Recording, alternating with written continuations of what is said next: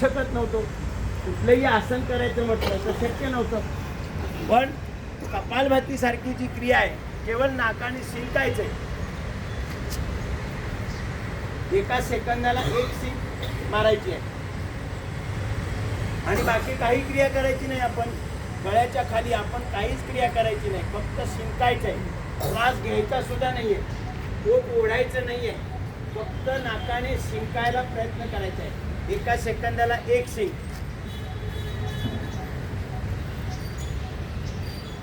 हे पोटाचा पूर्ण म्हणजे पोटाचे जे अंग आहेत, किडनी, लिव्हर, इंटेस्टाईन, पॅन्क्रियास, गॉलब्लॅडर, प्रोस्टेट, न्यूट्रस, ओरी, या सर्वांचा अगदी सहजपणे सुंदर व्यायाम होतो.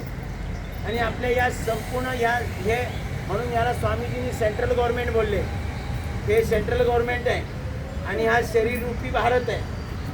सर्वांना